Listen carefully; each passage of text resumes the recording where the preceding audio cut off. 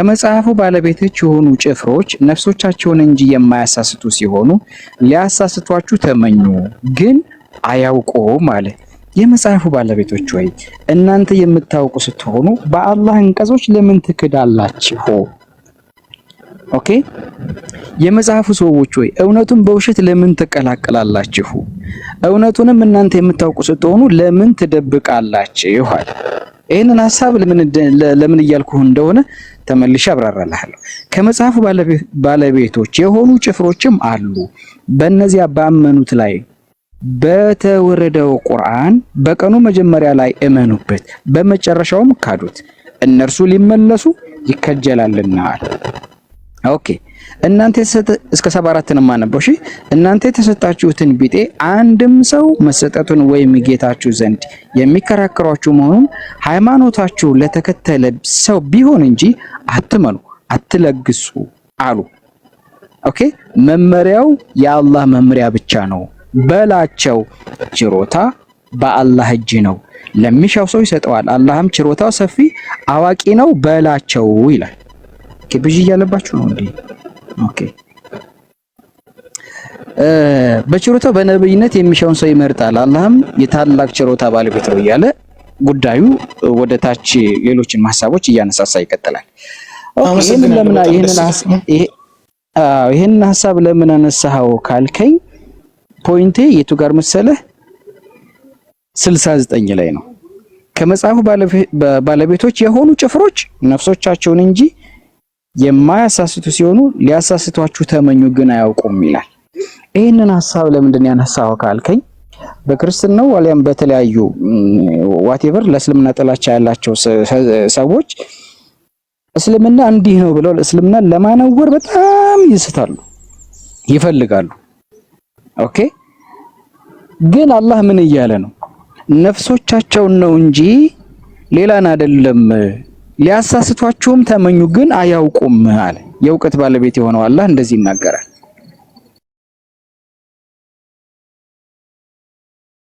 ኦኬ። እሱና አንድ ቦታ ብቻ መፍረድ አይቻልም ለማለት ነው። በደንብ ነው እና ኦኬ። ከዛ እሺ ኦኬ እሺ። አላህ ደግሞ ምን አለ መሰለህ ሊጨምርልህ።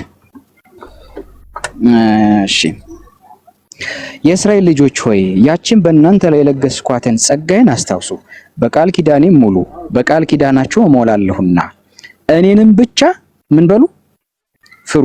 ሱረቱል በቀራ አንቀጽ 40 ላይ ማለት ነው። ሙሳንም መጽሐፉን ሰጠነው፣ ለእስራኤል ልጆችም መሪ አደረግነው፣ ከእኔ ሌላ መጠጊያን አትያዙ አልናቸው ማለት። ከዛስ ስለ አዳም እና ደግሞ ስለ ልጆቹ ቆይቶስ አንድ ጥያቄ ልጠይቅሽ። ጥሩ ነው፣ በጣም ደስ ይለኛል። በጣም ደስ ይላል። የአዳም ልጆች ሰይጣንን አትገዙ ጠይቅ። አሁን እንዲመች ነው ለምንፈልግ ሰውንና ኃጢአት እንሰራለን ወይ እናመነዝራለን ወይ ነገር እንሰራለን።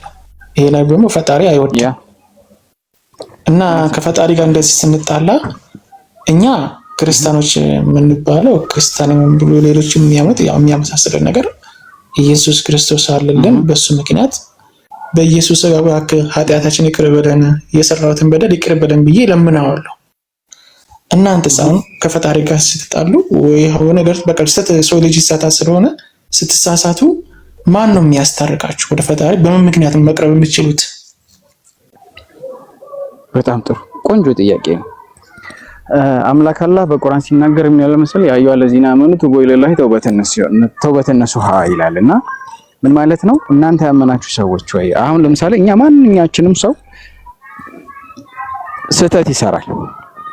ገብቷል? ስህተት ይሰራል። እድሜ ልክህን ጥፋት ስታጠፋ አላህ ስታምጽ ሰው ስታምጽ ልትኖር ትችላለህ።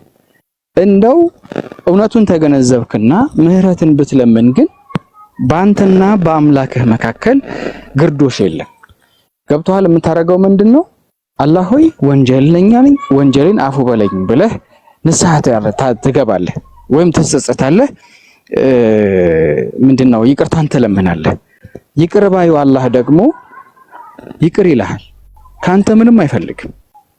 እሱ የሚፈልገው ይቅር ባይ ስለሆነ ገብቶሃል? ምክንያቱም ለአላህ የሚሰጠው ነገር የለም። ምክንያቱም የተፈጠሩ ፍጥረታቶች በሙሉ ፈጣሪያቸው አላህ ነው። በሰማይና በምድር ያለው ፍጥረት በሙሉ የማን ነው?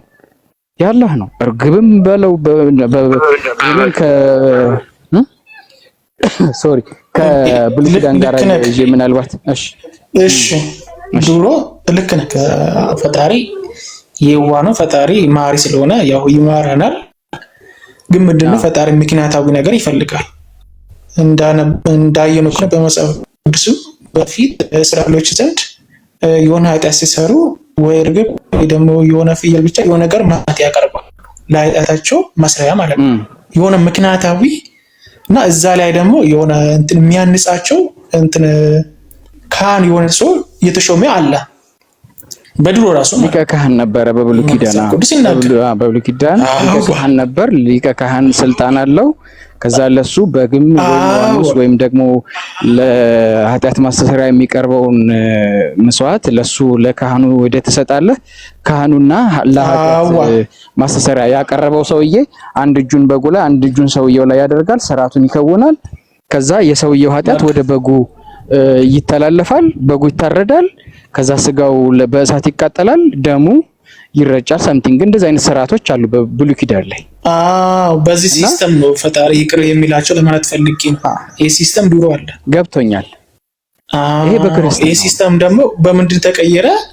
ወደ እኛም የሚያምነው በኢየሱስ ክርስቶስ ብቻ ተቀይሮ ለመጨረሻ ጊዜ ይሄናል ብቻ እንዲሁ ተደርጎ ነው ብለን ምናምነው።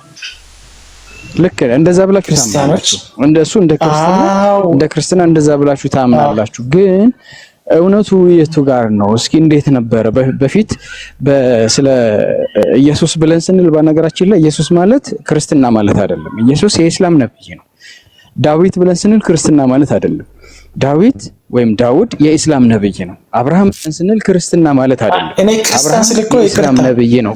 ክርስቲያን ማለት ባጭሩ የኢየሱስ ተከታይ እንደማለት ፈልጌ ነው እንጂ ገብቶኛል። ላነሳው የፈለኩት ፖይንት ስላለ ነው። ገብቶኛል። ሩቅ ለሄድብህ አይደለም። እና እንደዛ ብለን ነው እንደዛ ብላችሁ ታምናላችሁ። እውነተኛውና ትክክለኛው ስርዓት የትኛው ነው? አሁን በብሉይ ኪዳን እንደዚህ ያረጉ ነበር፣ ይሄን ያረጉ ነበር። እንደዚህ አይነት አስተምህሮት በነቢያቶች ላይ እና በአምላክና በሰው መካከል እንደዚህ አይነት ጸብስ አለ ወይ? አምላክስ ደም እንዲፈስ የሚፈልገው ለምንድን ነው? ደም የመፍሰስ ህግስ አለው ወይ? ግዴታ ነው ወይ? ኦኬ። ከዛ በኋላ የእንስሳት ደም ደግሞ ወደ ሰው ልጅ ንጹህ ደም ተቀየረ የሚል ህግስ አለው የሚለውን ነገር በጥልቅ መመርመር አለብን። ኦኬ።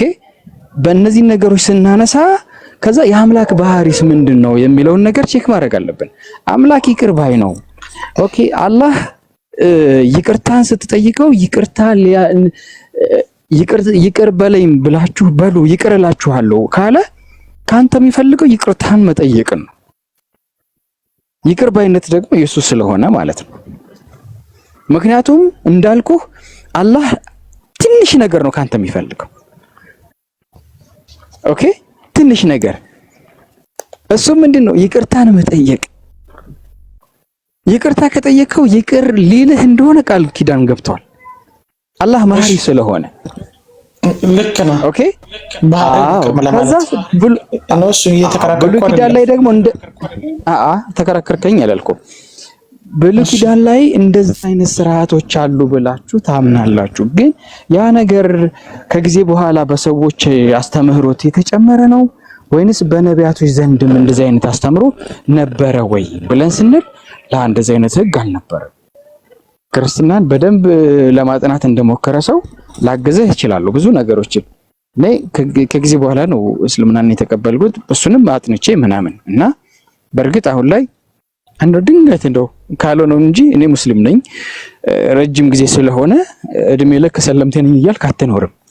ገብቶሃል? ረጅም ጊዜ ስለፈጀ ዘመን በሙሉ የሰለምቴ ነኝ እያልኩ አትኖርም። ብዙም ደስ አይለኝም እንጂ እና ምን ልልህ ፈልጌ ነው፣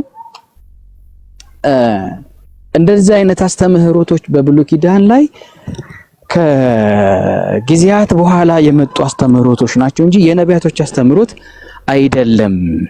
ለምሳሌ አምላክ በኢየሱስ ደም ይቅር ብሎናል ብላችሁ ካላችሁ እኮ እንደ ክርስትና ብሉይ ኪዳን ላይ ጻድቅ የተባሉ ብዙ ሰዎች አሉ።